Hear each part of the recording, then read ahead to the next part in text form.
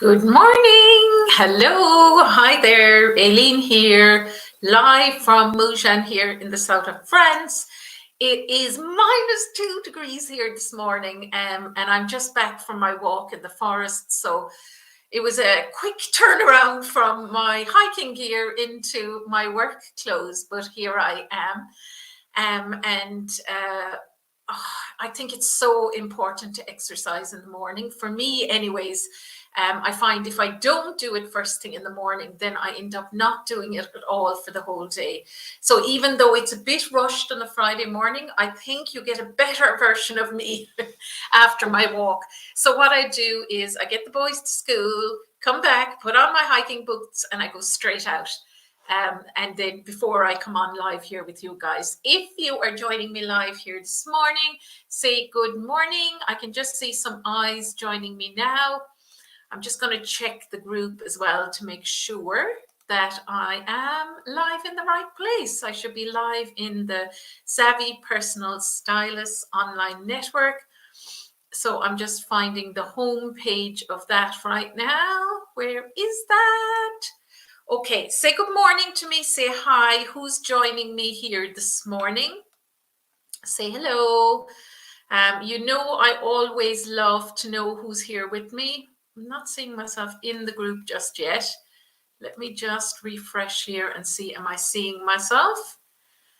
It's always a good idea to check that you're in the right place, isn't it?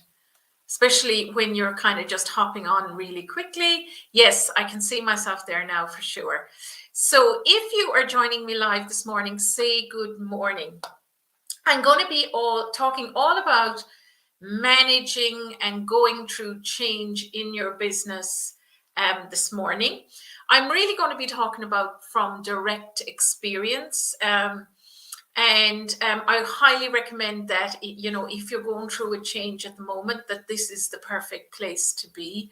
And don't feel that, you know, you're the only one going through change, or you're the only one that has gone through, you know, real disturbances in your business, because I definitely have. So I'm just seeing a few eyes joining me now, but while I'm waiting for a few more people to join, I just want to tell you about the color analysis clarity workshop that I ran yesterday. It was a 3-hour workshop with breaks. It became about like 2.5 hours of content. It was amazing. It was brilliant. Not alone for the people who participated, but also for me. It was just really, really good. I hadn't run basic color training for a while, and it was just really, really good to get the feedback from the people who were in the workshop, and also to go back to basics a little bit with color analysis, because sometimes I think we just get so bamboozled with the level of confusion out there. Color systems have just become way more confusing. Depending on the complexity of the color analysis system you use, this directly relates to whether you can get online doing your color analysis services as well. So it was just really amazing. I learned as much from the participants as they learned from me. Now, I am making the workshop available until Monday. After that, it disappears. It is not free.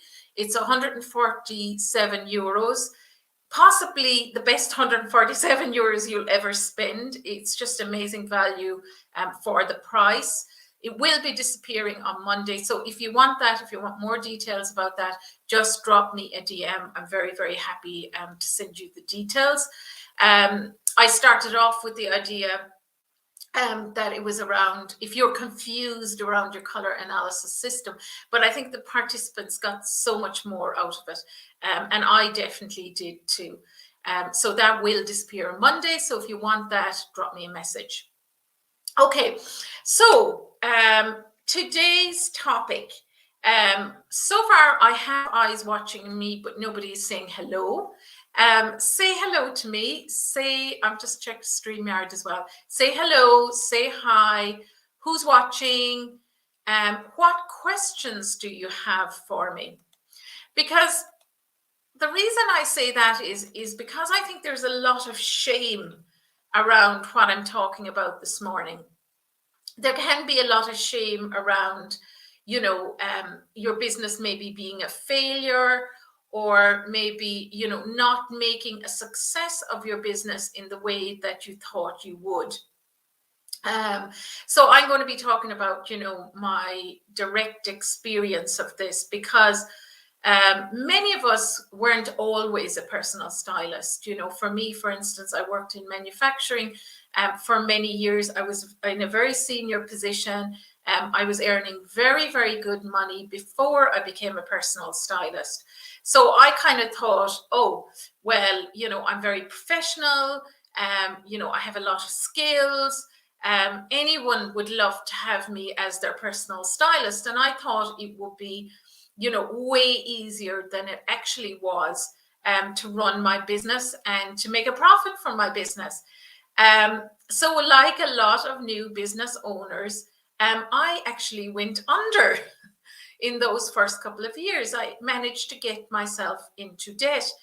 So even though I'm trying to remember back now, I started my business back in 2006. I remember really clearly. That date is really in my head, because I left my high-paying job at the end of February 2006, and I opened doors on my new business in March 2006. And I had about 120,000 Singapore dollars in savings. I had taken out this little studio office in Orchard Road. I think the rent was about $2,000 to $3,000 a month. Well, as you can imagine, I got through that 120,000 that I had in savings really, really quickly. And a year plus in, I couldn't pay the rent anymore, but I still had to pay the rent because I was tied into a contract.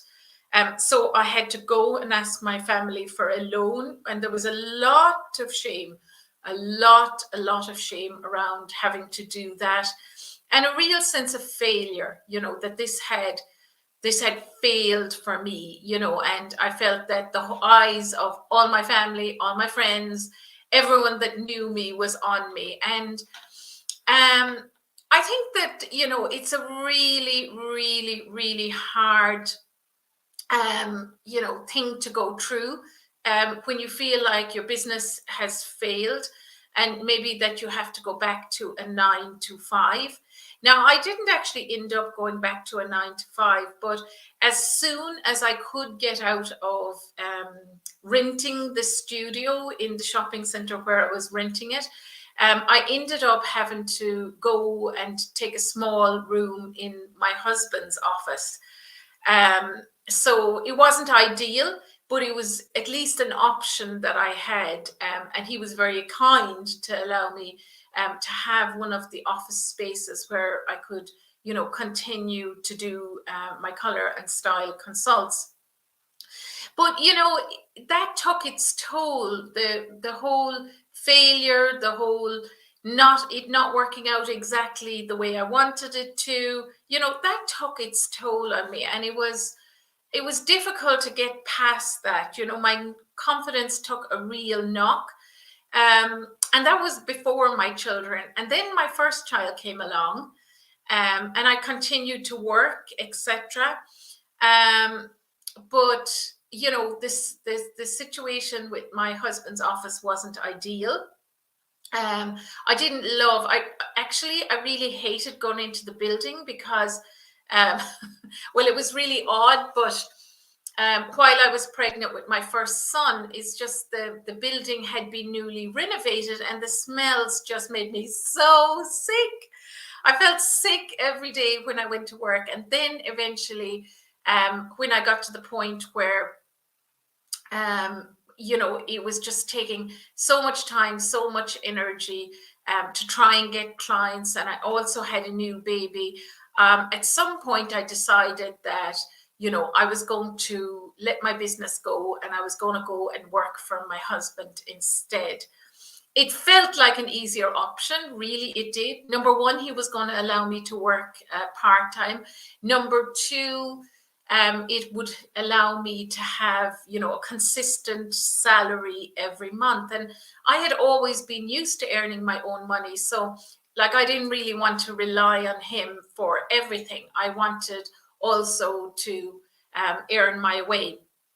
So I ended up actually not having my business anymore. I think it actually fully happened after the birth of my second son, when I actually decided to go and work for him. And then I worked from 9 to 12, 4 days a week.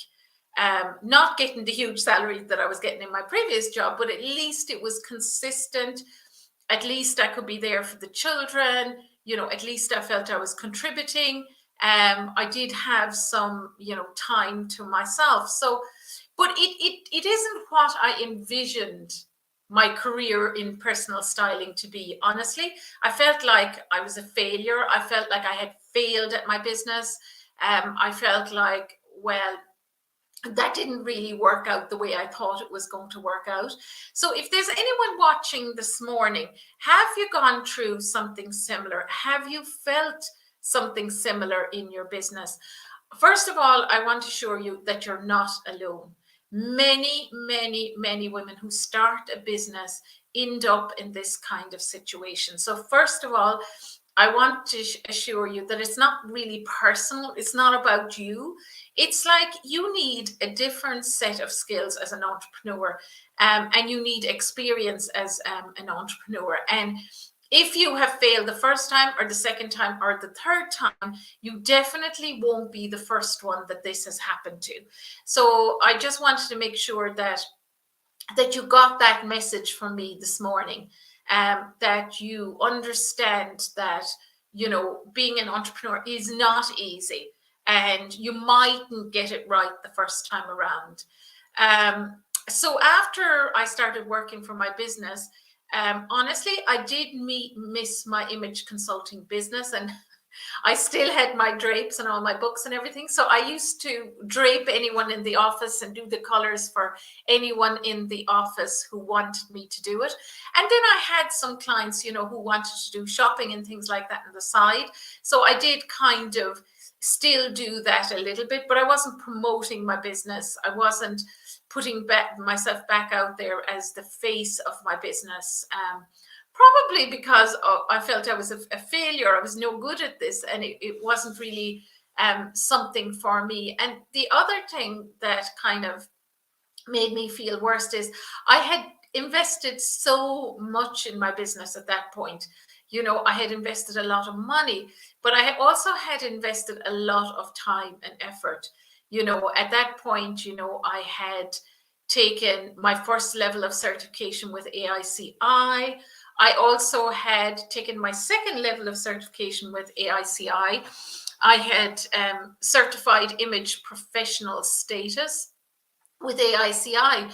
And, you know, I knew that I was a good personal stylist. I knew that, you know, I had a lot to offer, but I just couldn't make it work as a business.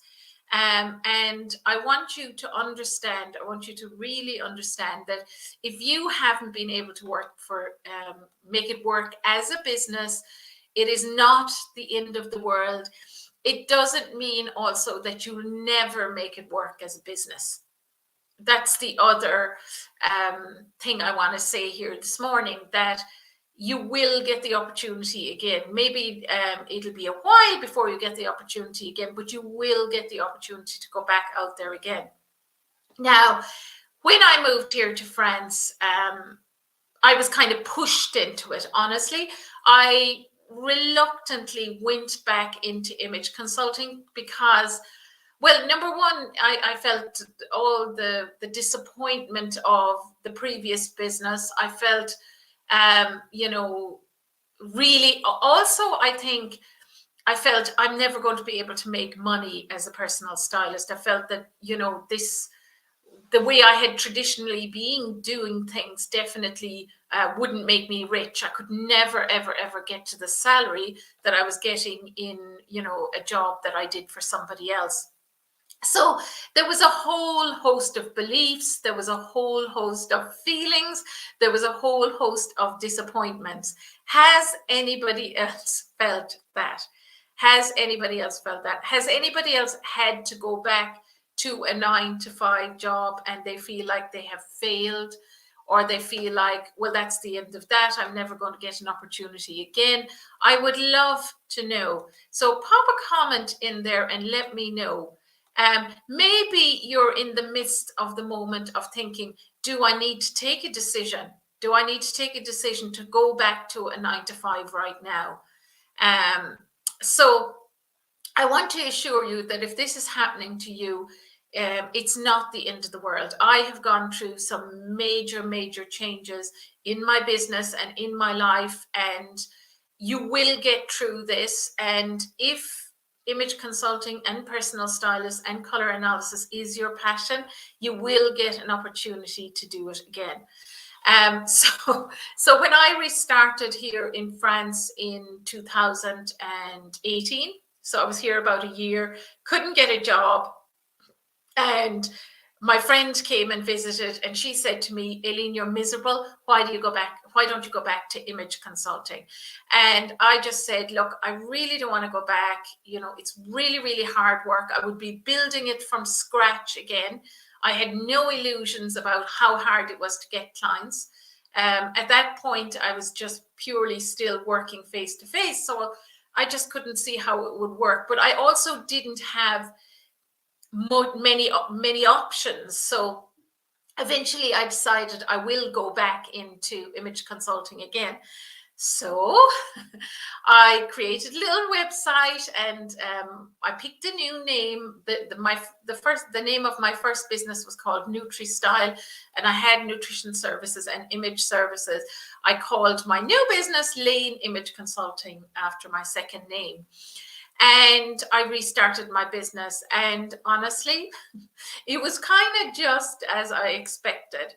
I thought, first of all, I had no French, so I was relying on the English-speaking community here in France. Very, very limited to who could speak English here. And then on top of that, I mean, it was just a completely different environment to Singapore. A lot of the ladies here, you know, are very glamorous. They're very put together. It was just completely different to the market that I was used to in Singapore. So I started doing all the things that I did in Singapore all those years ago, like joint ventures, like, you know, doing color workshops. You know, I set up a couple of color workshops. Nobody turned up. I did free talks. I, you know, started to try and work with some of the boutiques here, the English speaking boutiques in the locality. And honestly, I got the odd client here and there, but it was really, really hard work. And I was kind of at a different stage where, you know, I had 2 young boys who I was trying to get settled at school. I also had my husband working from home. He has staff here at home as well. So there was a lot going on for me. And I think I had the realization very, very quickly that I needed to do things very, very differently. I needed to start thinking very seriously about how I would set up and how I would run my business model if I was to earn money. Now, I didn't know how to do that. Full confession, I had no idea how to change things up. I was trained traditionally in color and style. I was taught to do color demonstrations to get clients in the door. I was taught, you know, to do some joint ventures, to talk for free, etc. I didn't have really any experience online at that point, because when I had been a personal stylist the first time around, there was really very little on social media before, you know, when I had my little studio, etc. So I mean, I was really completely new online. I had no clue, you know, how I was going to turn it into a business that would actually generate consistent income, that would generate, you know, 10K per month, like what I was earning before. So I did invest in myself. I invested in myself, and I ended up learning how to create something online. Now, honestly, it didn't work out initially. I did the course, I created the thing, and I ended up not selling anything. So it's been quite the journey. So I'm just looking here at the comments, and I can see Juliana put something in here. When I started as an image consultant in 2008, it was a hard industry for me to make a start. It was much easier to fall back into my comfort zone, and rather than put effort into my other job. I also never thought I would get back into image consulting. Fast forward 9 years, and here I am. Yes. So, I work with a lot of personal stylists. Thanks for sharing that, Juliana. I work with a lot of personal stylists. Many of them have failed in the past, or what they perceive as failed. Many of them have a fairly speckled background in image consulting. It doesn't mean that you're going to fail going forward. It absolutely doesn't. Juliana is here to tell the tale today, gone back into image consulting, so am I. And I think when you go back into the industry, you're older, you're wiser, you're less likely, to put up with any rubbish. You're very focused on making it work.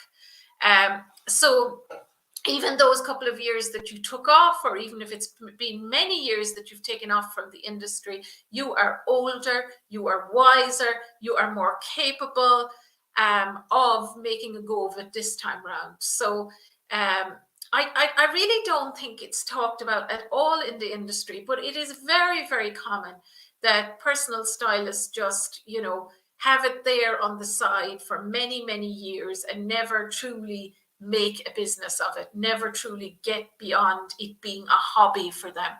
And I think it's a crying shame, because you've invested so much time, you've invested so much money, but also think of the impact you can have with people. Think of how you can improve the quality of people's lives. Think how you can make them feel better about themselves, and think of the ripple effect that has in the world. That was another thing I really struggled with, I think, on my journey, is that I questioned whether what I did mattered. I didn't really understand my why.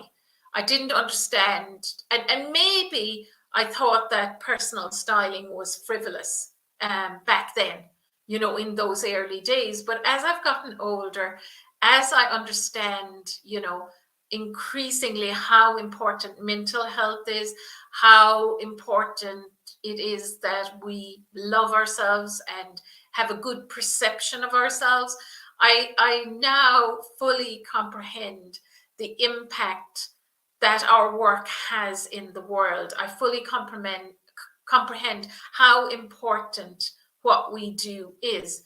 And aside from that as well, when we can earn good money as women, we have more say in our own lives. We have more equality in our relationships, and we have more of a say in our community and in the lives that we touch. Whereas if we're relying on somebody else for, to pay our way, then, we're handing over our power with that. We're giving away our power with that. So, having the ability to earn your own money and make your own decisions and use that money in the way that you want to use it is positive for the world. Because women always put it back into their community. They put it back into good causes.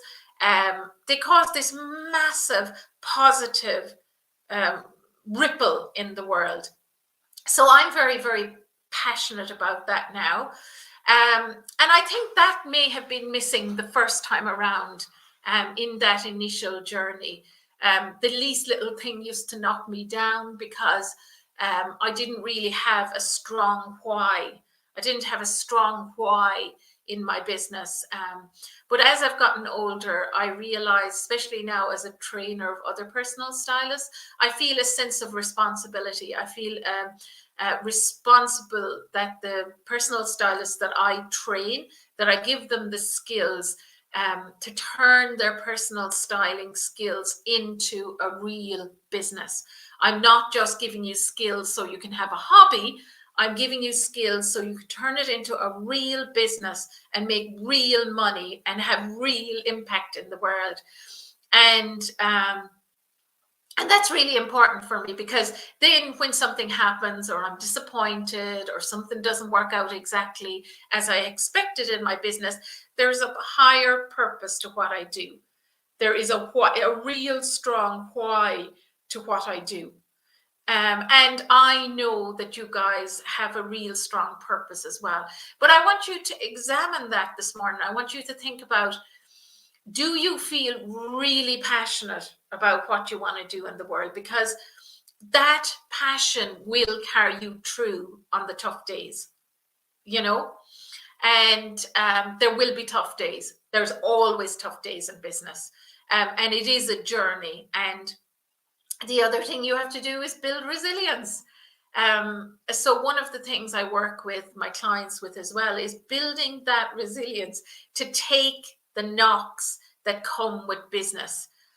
The fact that you might have to put it on hold for a while the children are small, or the fact that you might have to go back to a 9 to 5 for a while until you get yourself going again, or the fact that you will have a failed launch. If you start putting yourself out there, you are going to have days when there's going to be failures, there's going to be hardships, there's going to be refunds, there's going to be maybe months you can't pay the rent.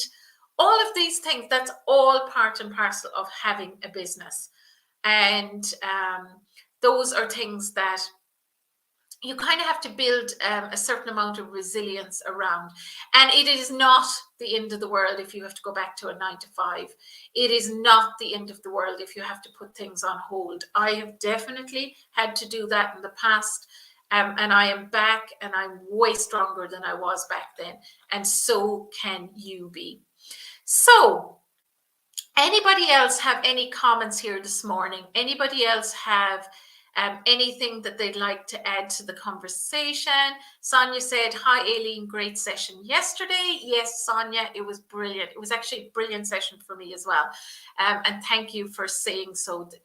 Sonia is referring to the color analysis clarity workshop.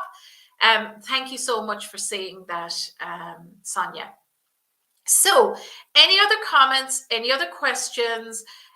This morning, it's a little bit about more of a passionate kind of reassurance that, you know, if you're having some tough days in your business, you know, it doesn't mean the end. It doesn't mean the end. I possibly thought that it was the end back then when, you know, I finally hung up my drapes.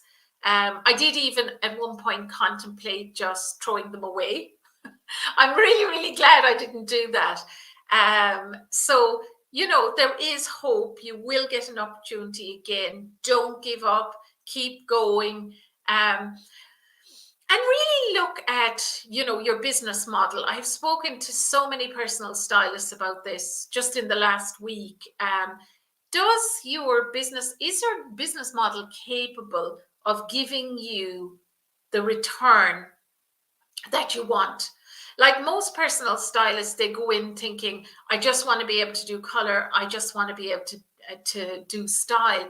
But that actually, the excitement around that wears off after a while. And really, you want to have created a business that will bring you in consistent income, whether that's 3K a month or 5K a month or 10K or 30K a month. You want to set up a business model that allows that. So you most definitely will have to think differently about how you're running your business compared to how you were traditionally trained. And this is kind of a shock to a lot of personal stylists. They're here, no, I can totally earn a living from doing color and style every day. I don't think it's possible unless you look at creating maybe a bigger group program, or you look at, or unless you charge very, very high fees for what you do. Most personal stylists don't.